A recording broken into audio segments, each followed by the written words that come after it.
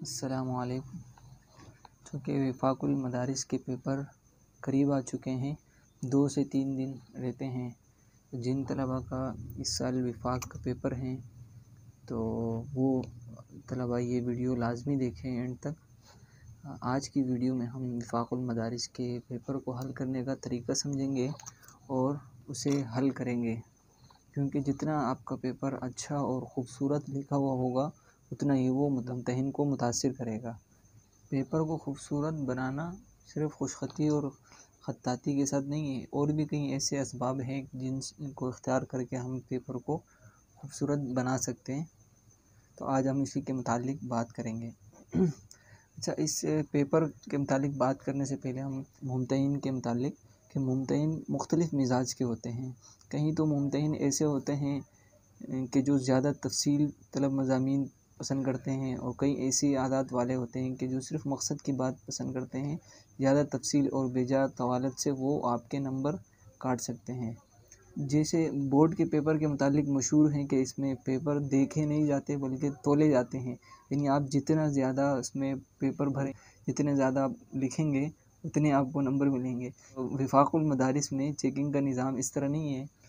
तरीक़ेकार कुछ यूँ है कि 3 सवालात होते हैं पर्चे में, और हर एक सवाल एक अलग मुमतहिन चेक करता है, और फिर उन 3 पर एक और चौथा निगरान होता है जो उन 3 मुमतहिन के चेक शुदा पर्चे देखता है और उसे फिर से रीचेक करता है। यानी कि आपका एक पर्चा 4 अलग अलग मुमतहिन के सामने से गुज़रता है। तो मकसद बताने का ये है कि एक मुमतहिन जब 3-4 हफ़्तों तक, क्योंकि चेकिंग का दौरानिया 3-4 हफ़्ते तो होता है, तो 3-4 हफ़्ते तक जब एक मुमतहिन एक सवाल को चेक कर रहा होगा तो आप अंदाज़ा लगा सकते हैं कि वो सवाल उससे कितना असबर और पुख्ता हो चुका होगा। तो वो आपके जवाब को सिर्फ़ एक नज़र से ही चेक कर लेगा।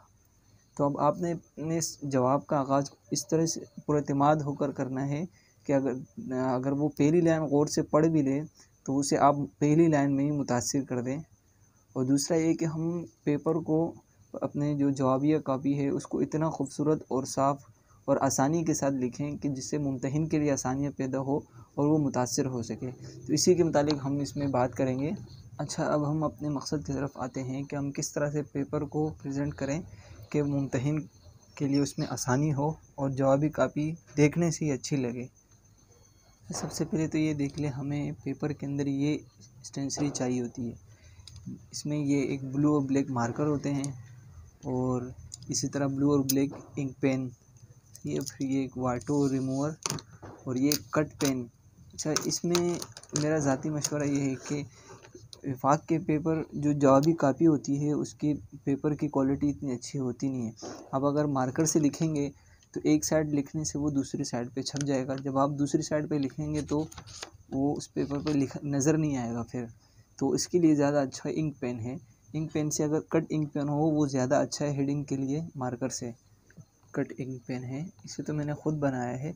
अगर इस तरह का कट इंक पेन हो तो वो ज़्यादा अच्छा रहता है हेडिंग के लिए।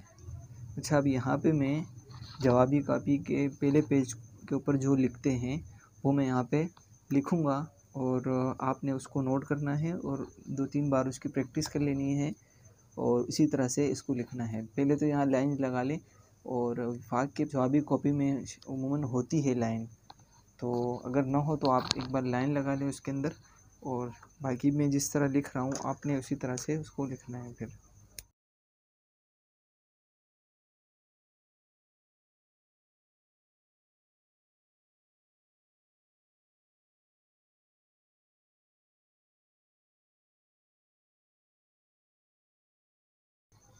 अब आपने आगे अल-जवाब वानी सवाल लिख लेना है। हो अव्वल हो तो अल-जवाब वानी सवाल अव्वल, सानी हो तो अल-जवाब वानी सवाल सानी। इस तरह से मैं एक अंदाज़ में लिखता हूँ, आपने फिर उसी के ऊपर प्रैक्टिस कर लेनी है।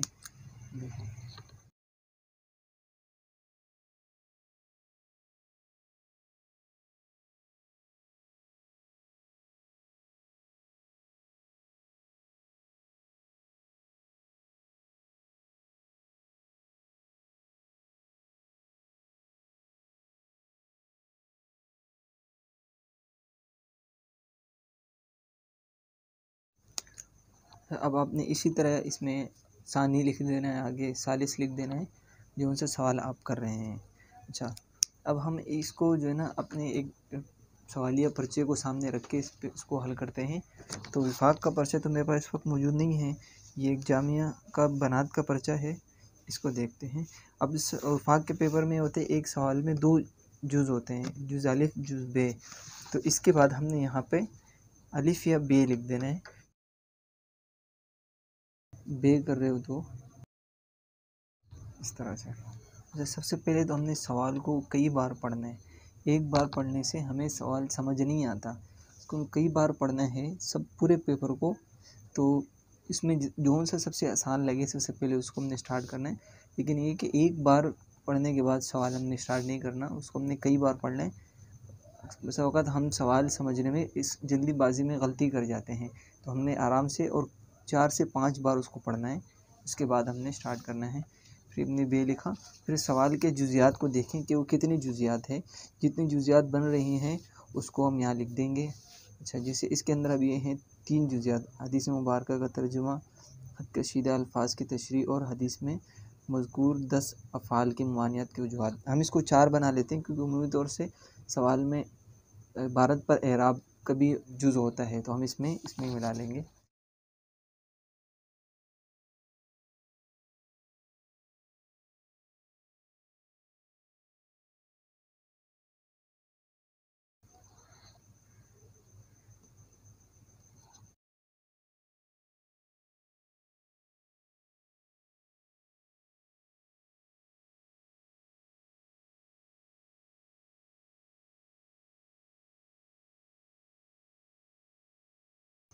अब हमने इसी तरतीब से इसको हल करना है। अम्र अव्वल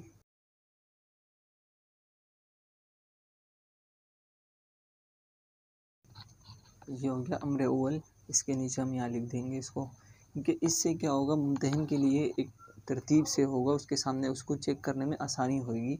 जितना आप उसको आसानी देंगे तो इतना वो मुतासिर होगा और नंबर देने में कंजूसी नहीं करेगा। अब हम अम्र सानी एराब, इसको हम अच्छा, इस अमर में हमने हमेशा ख्याल करने का इबारत जो है ना वो ब्लैक पेन से लिखनी है, ब्लैक इंक वाले पेन से, और इस पर एराब ब्लू इंक वाले पेन से लगानी है, क्योंकि अगर कहीं एराब लगाने में कोई गलती हो जाए तो हम उसे रिमोट से उठा के उसको फिर लिख सकते हैं।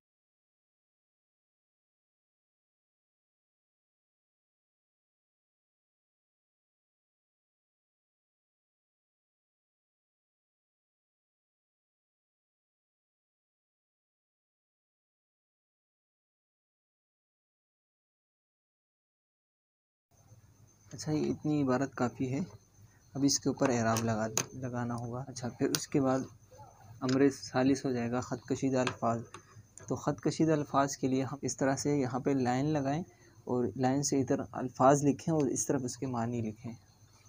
ख़त कशीदा अल्फाज की तशरीह इस तरह से करनी है कि लाइन लगा के इस तरफ हमने अल्फाज, इस तरफ उसकी तशरीह। इसी तरह से फिर आगे हमने अमर सालिस को भी इसी तरीके से हेडिंग लगा के उसका इसी तरह करना है आखिर तक। तो आज के लिए इतना ही। अगर और मुझे कुछ समझ में आया और आप पूछें, अगर कुछ ऐसा हुआ तो उसके मुतालिक भी हम वीडियो बनाएंगे।